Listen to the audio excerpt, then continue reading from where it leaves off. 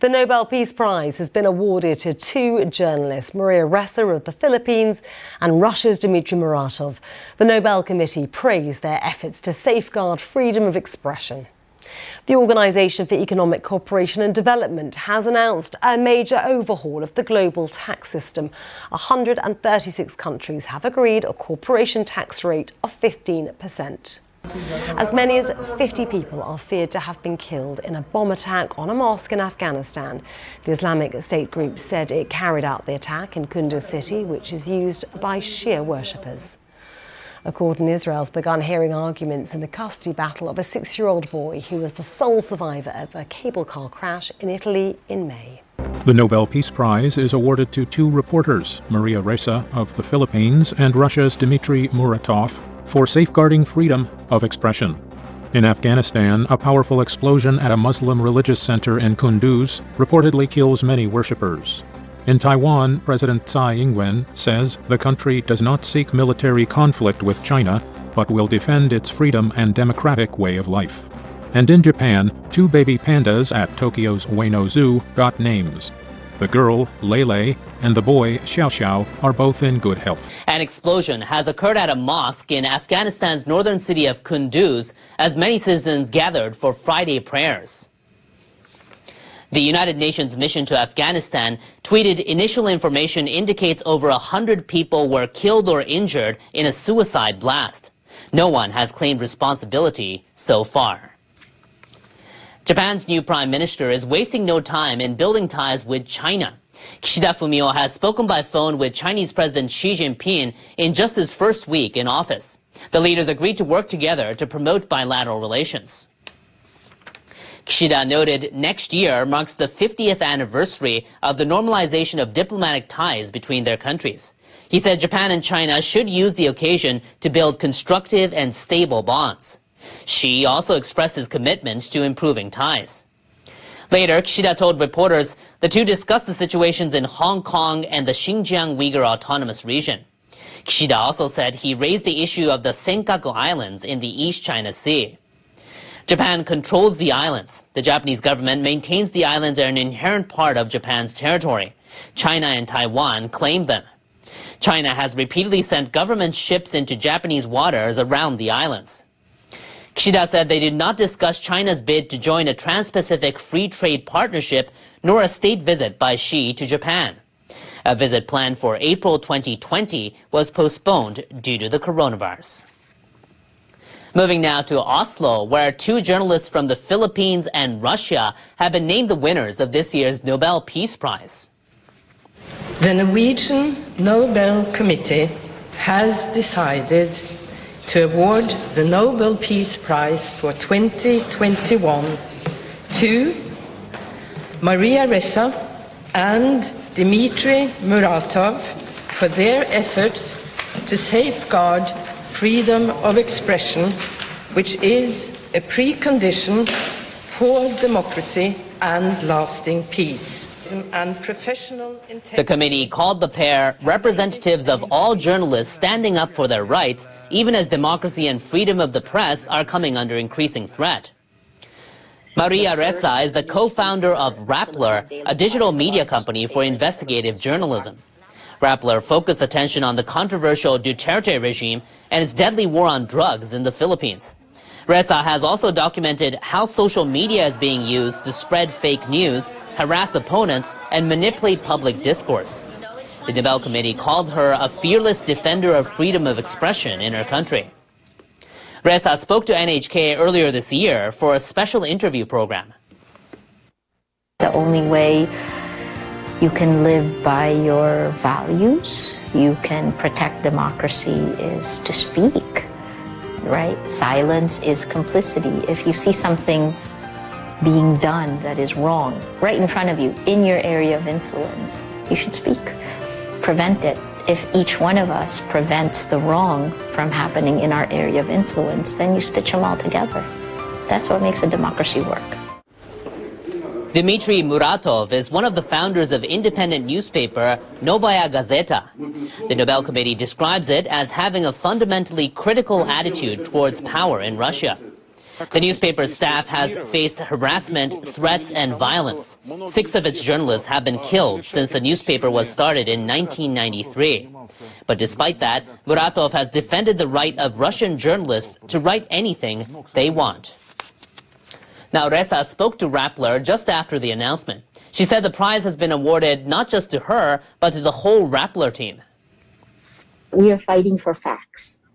And when we live in a world where facts are debatable, when the world's largest distributor of news prioritizes the spread of lies laced with anger and hate and spreads it faster and further than facts, then journalism becomes activism. And that's the transformation that we've gone through in Rappler. Rappler noted this is the first Nobel Prize to go to a Filipino.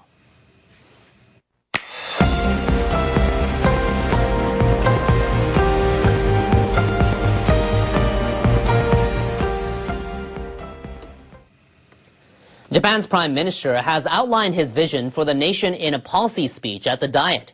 It was his first since taking office on Monday. Front and center was carrying on the fight against the coronavirus, but Kishida also said he would take steps to create a more equitable society. I'm determined to devote myself to overcoming the national crisis in partnership with the people and carving out a new era for the next generation. Kishida said his government will continue to steadily roll out vaccines and aim to make oral medications available by the end of the year. He also pledged to improve the government's crisis management by giving it more authority to curb people's movements and to marshal medical resources. Kishida took aim at neoliberal policies that some say have created a serious divide between the haves and the have-nots. He said Japan should instead forge a new form of capitalism. We can't achieve further growth without distributing its fruits. It's important to ensure a virtuous cycle of growth and distribution. The new prime minister said his government will invest heavily in technological research and development to promote growth while encouraging companies to increase wages. Turning to foreign relations, he vowed to pursue a free and open Indo-Pacific and bolster Japan's defense capabilities. Kishida also weighed in on nuclear disarmament. As a prime minister from Hiroshima, the site of an atomic bombing, it's my goal to realize a world without nuclear weapons. Great world leaders have made this their goal. I will take on their mission and do all I can to eliminate nuclear arms. The Secretary General of Kishida's main ruling party commended the address. The speech admirably conveyed Prime Minister Kishida's ideas and commitments and his character.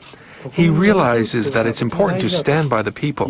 He believes in Japan's potential. He wants to bring it out so that our country can lead the world. I could sense his firm resolve. But the leader of the largest opposition party had a different take. The speech was a string of rhetorical devices. There were no concrete plans. He didn't elaborate on his proposals to set up a government agency charged with managing the health crisis or raising the capital gains tax. The speech convinced me once again that our party has many more concrete and specific plans. Parliamentary group representatives will take up the policy speech for debate next week. Now to the coronavirus situation here in Japan. The fifth wave of infections seems to have subsided, with cases dropping daily, but health officials remain cautious. Tokyo officials confirmed 138 new infections on Friday. That's 62 fewer than a week ago. But health officials are still making preparations for another possible wave of contagion. The health ministry last week approved the sale of coronavirus antigen test kits at drugstores so people can test themselves at home. It had previously only allowed the use of government-authorized kits at medical institutions. Drugstores in Tokyo have begun selling the kits, which produce results in about 15 to 30 minutes.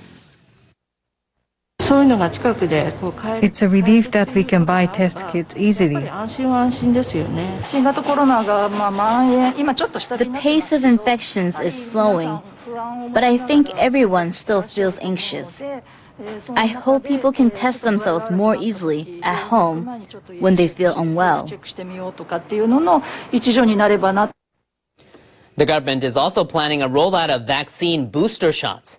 The health ministry announced it reached an agreement with U.S. pharmaceutical firm Pfizer to receive 120 million additional doses from January. It plans to use them to provide third jabs from as early as December. In other news, Friday was the final day of registration for next May's Philippine presidential election. The daughter of the current president was seen as a possible candidate, but Sara Duterte says she will not step forward. Instead, she says she'll seek another term as mayor of the southern city of Davao. But there's still a chance she could get into the presidential race later on. She could step in as a proxy for another candidate. That was what her father did in 2016. Those who did sign up as candidates include some diverse and colorful figures. Senator Manny Pacquiao is a retired world-class boxing champion. He claims Rodrigo Duterte's government misused the huge amount of money intended to fight the coronavirus pandemic. Manila Mayor Francisco Domagoso grew up in the slums before becoming an actor and getting into politics.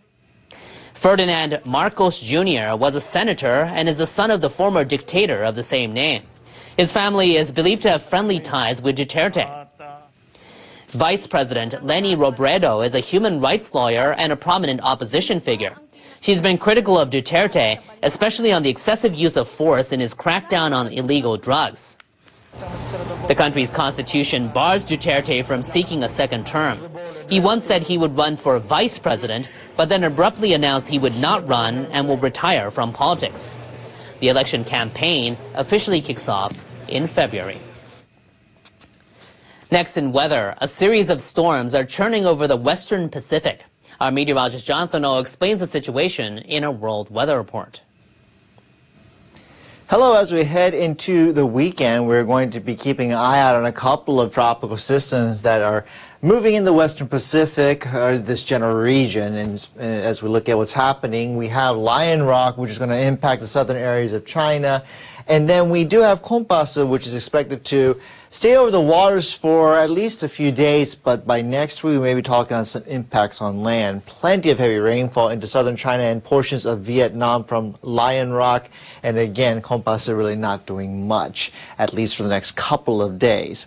Now, across Japan, it's been wet up toward the north with the front pushing on through. In Tokyo, we really rebounded from that cooler day on Thursday, about 5 degrees warmer as we went through Friday. And we're looking at high pressure to keep things relatively calm, though we may see some cloud cover into places like Tokyo for Saturday, but upper 20s as we go through the weekends. Sapporo in the low 20s, still seeing temperatures at around 30 degrees in Osaka and Fukuoka as we go through Saturday, Sunday into Monday. Meanwhile, across the Pacific over into the southeastern portion of the United States, we've been watching this low that's just been spinning here slowly, and that's been causing some problems into places like Alabama and the southeast as we went through the past couple of days. Here's a look at some video coming out from Alabama where roads were closed in some cities across the state this week due to heavy flooding, with a number of people having to be rescued from trapped cars and even some homes. As a part of the situation, the National Weather Service had to issue some flash flood emergencies late on Wednesday. So it was a pretty hectic situation. You saw the really high water levels there. Again, the lows are finally pushing off slowly, but still looking at some wet weather as we go through Friday. Big dive of a couple layers of low pressure coming up as we go through the weekend to the first part of next week, and that's going to create some interesting situation for the western part of the U.S. Hope you have a wonderful weekend wherever you are.